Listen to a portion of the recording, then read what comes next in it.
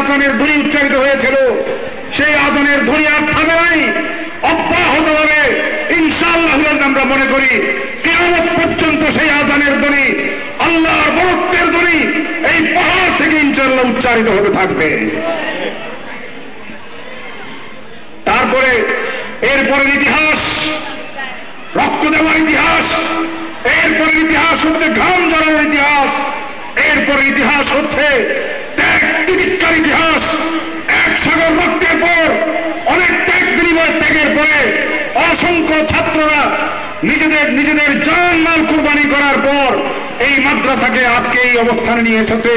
আমি স্মরণ করি 1981 সাল থেকে শুরু করে তৎকালীন সময়ের প্রাথমিক জামানার যে সমস্ত ছাত্র ভাইয়েরা ছিলেন, তাদের যে কোরবানি, তাদের যে ত্যাগ, বর্তমান সময়ের ছাত্ররা কোন মাদ্রাসার প্রতিষ্ঠানের তালিবে আলেমরা এই ত্যাগ কখনো কল্পনা করতে পারবে না। কত কষ্ট করে, কোনো খাবারের ব্যবস্থা নাই, থাকার ব্যবস্থা নাই, প্রতিনিয়ত চতুর্দিকে মাদ্রাসার শত্রুরা অবস্থান করতেছিল। আলহামদুলিল্লাহ ওই সময়ে যারা মাদ্রাসার বিরোধিতা করেছিল, এই প্রতিষ্ঠানের বিরোধিতা করেছিল, আলহামদুলিল্লাহ তাদের অনেকেই বর্তমানে আমাদের হিতাকাঙ্ক্ষী, আমাদের আশেপাশে থাকেন, তারা আমাদের শুভাকাঙ্ক্ষীতে পরিণত হয়েছেন।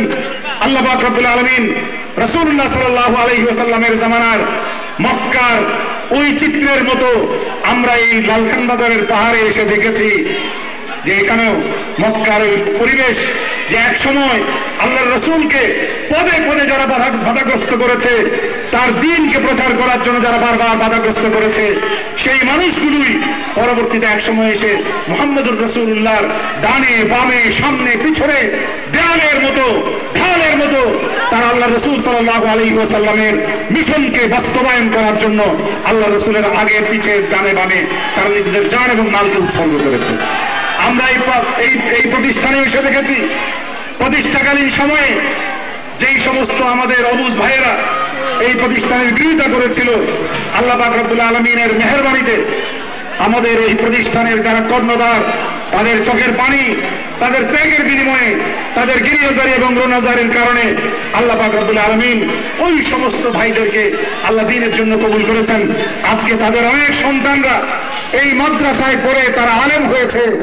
অনেক সন্তানরা তৎকালীন সময়ে যারা আমাদের পথভুক্ত করেছিল, যারা আমাদের চলার পথকে বাধাগ্রস্ত করেছিল, তাদের অনেকের সন্তানরা আলহামদুলিল্লাহ আমাদের এই মসজিদে 5 ওয়াক্ত নামাজ আদায় করে এবং এই পাহাড়ের সমস্ত আওয়াজকে, মিশনকে তারা নিজেদের মিশনে পরিণত করেছে।